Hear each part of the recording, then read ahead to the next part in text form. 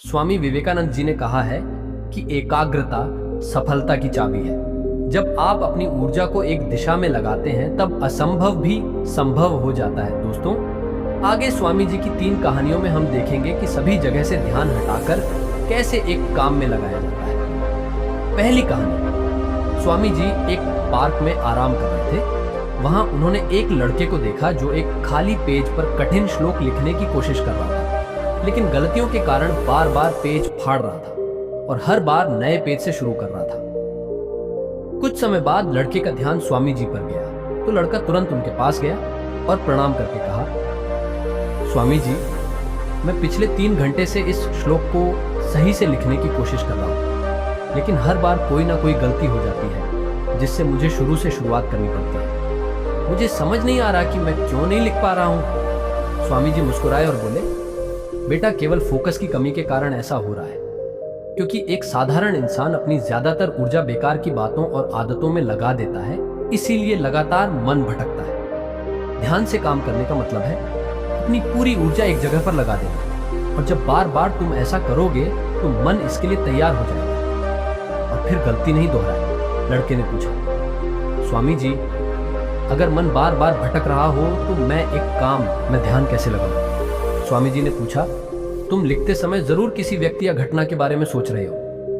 लड़के ने कहा, हाँ गुरुजी, आज छुट्टी के दिन सबको बाहर खेलने का समय मिलता है, लेकिन मुझे ये काम पूरा करना है। शायद इसलिए मैं ठीक से फोकस नहीं कर पा रहा। स्वामी जी ने कहा, ठीक है, अब इन सरल तरीकों को समझो, फिर तुम अपने काम को मन लगाकर कर सकोगे। लगातार गहरी सांस लो। स्वामी जी ने कहा, जब भी तुम्हारा मन हटके तो 5 गहरी सांसें लो और अपना ध्यान काम और खेल दोनों से हटाकर अपनी सांसों पर लेकर आओ। जितना तुम अपनी सांसों को देखोगे उतना ही तुम्हारा मन शांत होने लगेगा।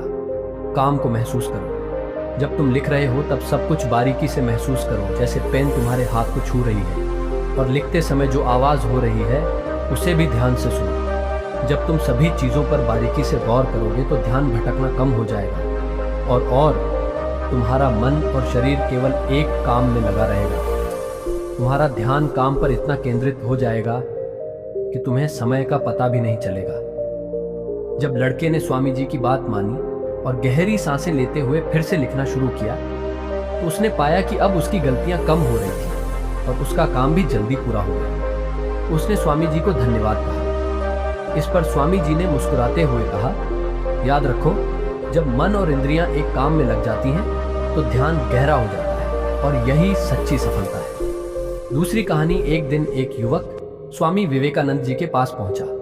युवक के चेहरे पर परेशानी और हताशा साफ झलक रही थी।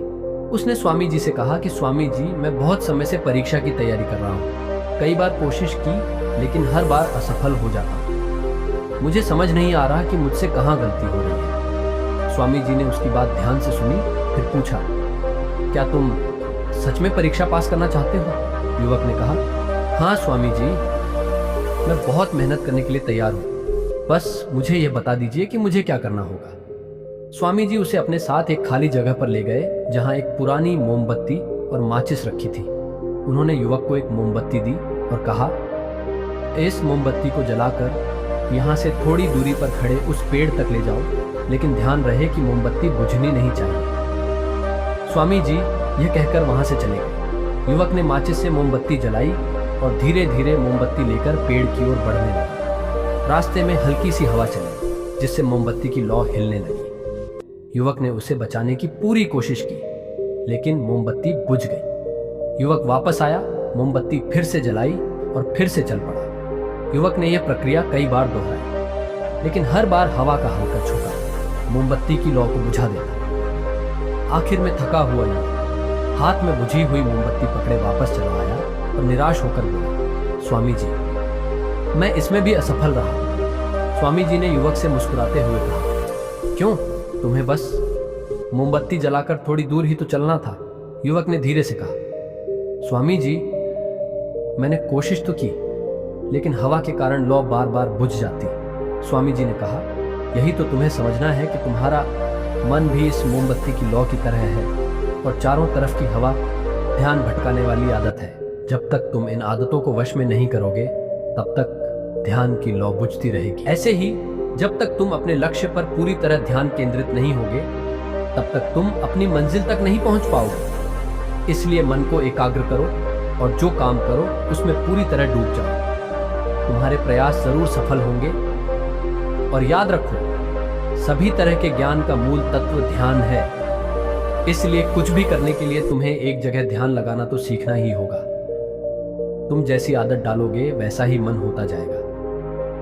इसलिए छोटे से छोटा काम भी ध्यान लगाकर करो। ऐसा करने से मन का स्वभाव बदल जाएगा, फिर तुम्हें सफलता जरूर मिलेगी। तीसरी कहानी। एक युवक ने स्वामी जी से पूछा कि मन में आ रहे विचारों को कैसे छोड़ते हैं। स्वामी जी ने युवक से कहा, बताऊंगा, लेकिन उससे पहले तुमको एक परीक्षा देनी है। फिर एक गिलास पानी को पूरा भरकर स्वामी जी ने युवक के हाथ में पकड़ा दिया और कहा, पानी की एक बूंद गिराए बिना इसे पकड़कर खड़े रहो।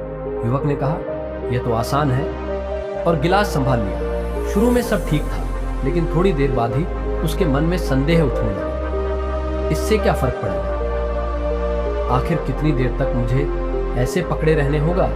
जैसे जैसे यह विचार आने लगे, उसका ध्यान भटकने लगा और गिलास से पानी छलकने लगा। अंत में स्वामी जी ने कहा, बेटा, जब तक तुम्हारा मन शांत था तब तक पानी नहीं गिरा, लेकिन जैसे ही तो तुम्हारे मन में विचार आने लगे तो पानी बाहर गिरने लगा। उन्होंने आगे समझाया, जैसे गर्म लोहे पर हथौड़े की चोट उसे नया रूप देती है, वैसे ही तुम्हारे विचार व्यक्तित्व को और मन को आकार देते हैं। तुम्हारा मन भी गिलास में पानी की तरह है, जिसे आसानी से विचलित किया जा सकता है। अगर तुम पानी यानी मन को स्थिर रखना चाहते हो तो पहले सभी विचारों को स्थिर करना सीखना होगा।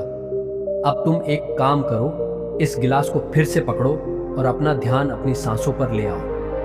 अपनी सांस को पेट और सीने में आते जाते महसूस करो। हाथ में होने वाले दर्द और असहजता को जाने दो। मन में जो विचार आ रहे हैं उन्हें बहने दो। खुद को याद दिलाओ कि तुम विचार नहीं हो, बल्कि उन्हें दूर से देखने वाले इंसान हो। ऐसा याद रखने से विचार आकर चले जाएंगे, लेकिन मन को विचलित नहीं कर पाएंगे। थोड़ी देर तक युवक ने इस अभ्यास को जारी रखा और गिलास से एक भी बूंद गिराए बिना खड़ा रहा।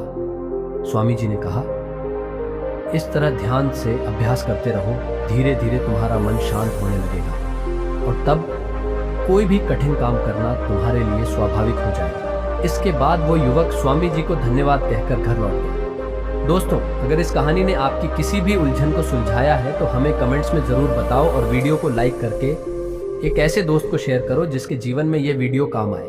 साथ में पीसफुल कर्मा चैनल को सब्सक्राइब जरूर कीजिए।